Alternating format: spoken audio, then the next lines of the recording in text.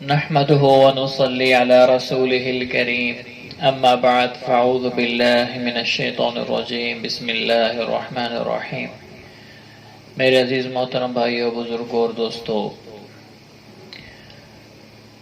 14 اگست کس وجہ سے کون سا دن ہے کہ بہت ہی عظیم دن ہے۔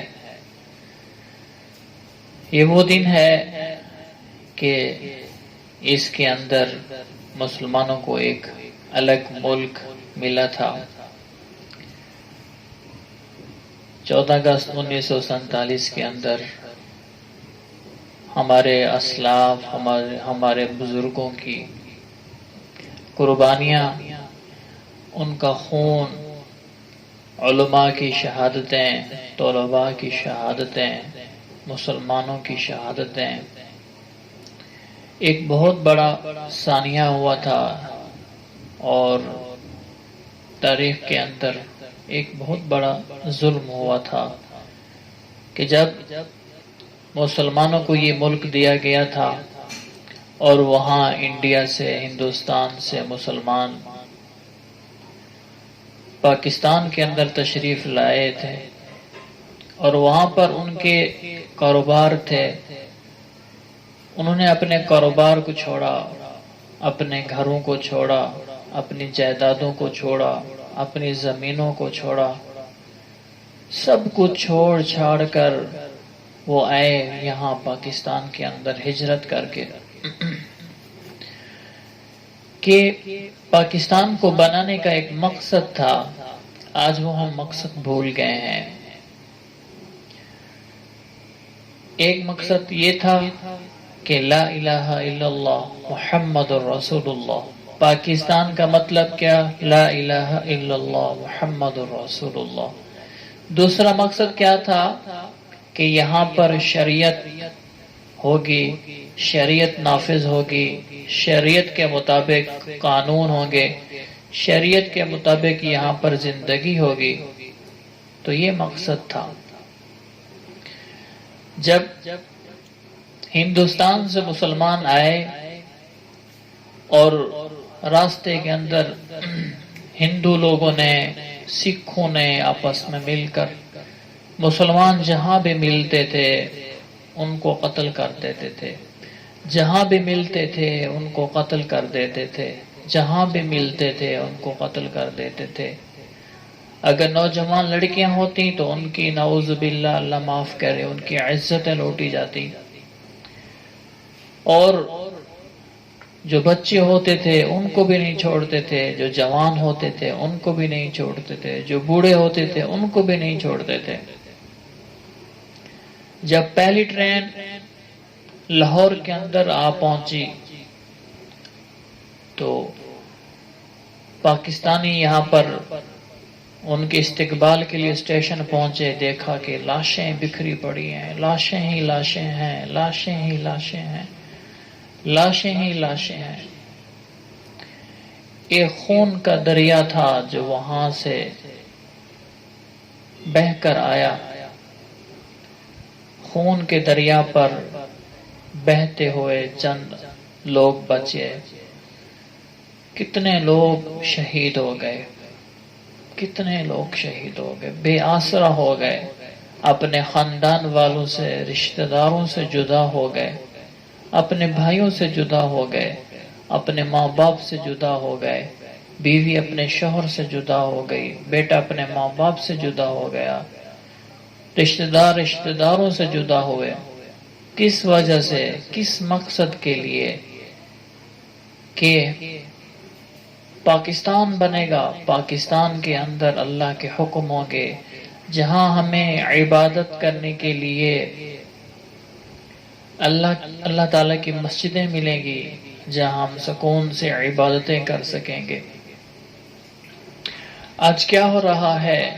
عبادت کرنے کے لیے مسجدوں کے اندر بم بلاسٹ ہو رہے ہیں۔ کیا پاکستان اس لیے لیا تھا؟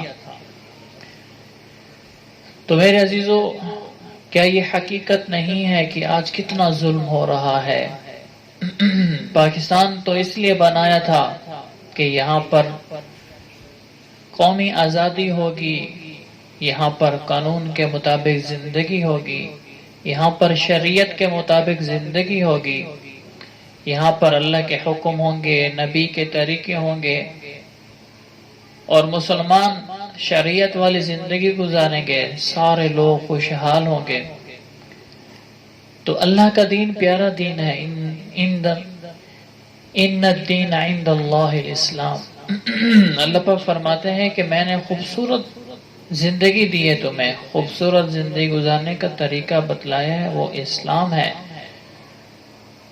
اگر اسلام کے اوپر چلیں گے تو اس میں ہماری عزت ہے، ہماری عزتیں محفوظ ہوں گی، ہماری جان محفوظ ہوگی، ہمارا مال محفوظ ہوگا۔ جب ہم دین پر نہیں چلیں گے، قانون پر، شریعت کے قانون پر نہیں چلیں گے، نہ ہماری جانیں محفوظ ہوں گی جس طرح آج ہو رہا ہے، نہ ہماری آج عزتیں محفوظ ہیں، نہ آج ہمارا مال محفوظ ہے، کچھ بھی محفوظ نہیں ہے۔ کہ پاکستان تو اس لیے بنا تھا، لیکن آج کے وزراء، آج کے عہدیدار اپنی عیاشیوں کے اندر پڑے ہوئے ہیں، دن رات عیاشیاں کر رہے ہیں، لاکھوں روپے کے ڈالر سود پر لے رہے ہیں، اور ان کا سود بڑھ رہا ہے جب ٹائم پر اس کو ادا نہیں کرتے۔ سود کیا ہے؟ سود لینا اللہ کے ساتھ دشمنی ہے، اللہ کے ساتھ اعلان جنگ ہے۔ پھر ہمارے مسلمان، ہمارے حکمران کیوں سود پر پیسہ لیتے ہیں؟ اور جب وقت پر ادا نہیں ہوتا تو پھر اس پر بھی سود لگ جاتا ہے۔ تو اسی طرح ہزاروں لاکھوں ڈالر روزانہ کے سود کے اندر جا رہے ہیں۔ غریب بیچارہ پستا جا رہا ہے، غریب پس رہا ہے، غریب بھوک کی وجہ سے خودکشی کر رہا ہے۔ کتنے غریب ہیں جو خودکشیاں کر رہے ہیں، کتنی مائیں ہیں جو اپنے بیٹوں کو، بچوں کو کھانا نہ دینے کی وجہ سے خودکشیاں کر رہی ہیں، کتنے باپ ہیں کہ وہ اپنے بچوں کا نفقہ نہیں برداشت کر سکتے تو خودکشیاں کر رہے ہیں۔ ہمارے وزراء عیاشیوں کے اندر پڑے ہوئے ہیں، لاکھوں اربوں کھربوں روپے اپنے بینک بیلنس میں بنا لیے، اور پاکستان کے اندر اپنی پراپرٹی بنا لی، یورپ، لندن، امریکہ اور دبئی کے اندر، سعودیہ کے اندر اپنی پراپرٹی بنا رہے ہیں، بنا لی ہے، اور یہاں مسلمان غریب پستا جا رہا ہے، پستا جا رہا ہے، پستا جا رہا ہے۔ عہدیدار اپنی عیاشیوں کے اندر، شراب کے نشے میں، دولت کے نشے میں، اپنی وزارت اور صدارت کے نشے میں پڑے ہوئے ہیں، بیچارہ مظلوم پستا جا رہا ہے۔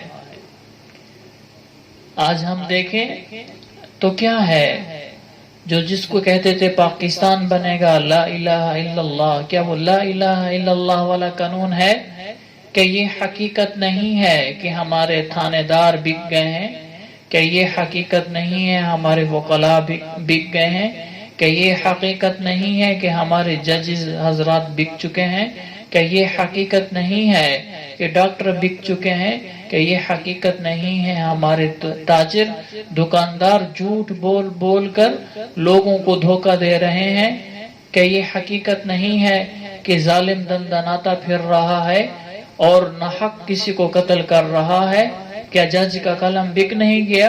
اگر جج کا قلم نہ بکتا تو جو شریعت اگر ہوتی چور کے ایک دفعہ ہاتھ کاٹے جاتے تو کوئی چوری نہ کرتا، اگر کوئی کسی کو ناحق قتل کرتا اس کے بدلے قصاص میں اس کو قتل کیا جاتا تو کوئی کسی کو قتل نہ کرتا، اگر کوئی کسی کو تھپڑ مارتا اس کے بدلے میں وہ بھی اس کو تھپڑ لگاتا، اور قانون اس کو، عدالت اس کو اس کی اجازت دیتی۔ کیا آج ایسا ہوتا؟ جیسے یہ ظلم ہو رہا ہے، ظالم ظلم کرتا جا رہا ہے، مظلوم پستا جا رہا ہے۔ پاکستان تو اس لیے بنایا تھا کہ اس میں اللہ کے حقوق ادا ہوں گے، حقوق العباد ادا ہوں گے۔ اب ایک ایک پاکستانی بچہ لاکھوں روپے کا مقروض ہے، کس وجہ سے ہمارے عہدیداروں نے وزراء نے قرضہ لیا اور انہوں نے اپنے بینک بیلنس بنائے اور انہوں نے عیاشیاں کی، فحاشیاں کی.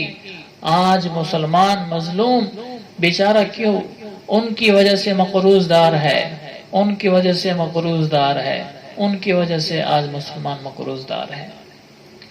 تو میرے عزیزو، ہم سب یہ نیت کریں جس طرح موسیٰ علیہ السلام کو اللہ سبحانہ و تعالی نے حکم دیا کہ اگر تم یہ چاہتے ہو کہ فرعون سے نجات ملے تو اپنی قوم سے کہو کہ نماز پڑھیں اور توبہ کریں. تو آج بھی ہم مسلمان توبہ کریں، اللہ سے صلح کر لیں. آج ہم سارے مسلمان اگر شریعت کے مطابق چلنے والے بن جائیں اور نمازی بن جائیں اور اللہ سے مدد مانگنے والے بن جائیں، اللہ آج کے حکمران جو فرعون بنے ہوئے ہیں، جو مسلمانوں کا پیسہ کھا رہے ہیں، مسلمانوں پر ظلم و ستم کر رہے ہیں اور مسلمانوں پر ظلم و ستم کے پہاڑ ڈال رہے ہیں، تو اللہ سبحانہ و تعالی ان فرعونوں سے نجات عطا فرمائیں گے، ان فرعونوں سے نجات عطا فرمائیں گے. یہ کب ہوگا؟ جب ہم اللہ کے حکموں پر چلیں گے، جب ہم شریعت کے مطابق زندگی گزاریں گے، جب ہم استغفار کریں گے، توبہ کریں گے، نماز کو قائم کریں گے. اللہ جس طرح بنی اسرائیل کو فرعون سے چھٹکارا دلایا، تو اللہ پاک ہمیں بھی ایسا لیڈر، ایسا حکمران دیں گے جو دیانتدار ہوگا، ایسا حکمران دیں گے جو انصاف کرے گا، ایسا حکمران دیں گے جو رشوت نہیں لے گا، جو رشوت کو ختم کرے گا. اللہ ایسا حکمران دے گا جو جھوٹ کو ختم کرے گا. اللہ ایسا حکمران دے گا جو شریعت کو نافذ کرے گا. اللہ ایسا حکمران دے گا جو عدل کو لائے گا.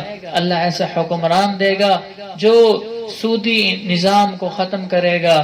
اللہ ایسا حکمران دے گا جو ساری برائیوں کو ختم کرے گا اور اللہ اور اللہ کے رسول کی غلامی میں آ کر انسانیت کی، ملک کی اور ملک کے لوگوں کی خدمت کرے گا.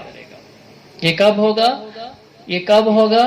جب ہم اللہ سے توبہ کریں گے، اللہ کو اپنا بنا لیں گے، استغفار کریں گے اور اللہ سے مدد طلب کریں گے. اللہ ایسا حکمران دے گا.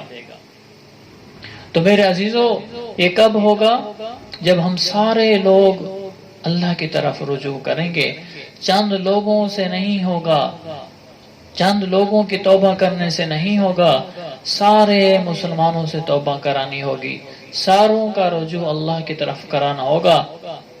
اور اس 14 اگست میں ہم عزم کریں، ارادہ کریں کہ ہم آج سے ایک نئی زندگی شروع کریں گے اور اللہ سے توبہ کریں گے اور نماز کو قائم کریں گے اور اللہ سے رجوع کریں گے اور اللہ کے حکموں پر چلیں گے اور نبی اکرم صلی اللہ علیہ وسلم کے طریقوں پر چلیں گے، شریعت کے مطابق چلیں گے.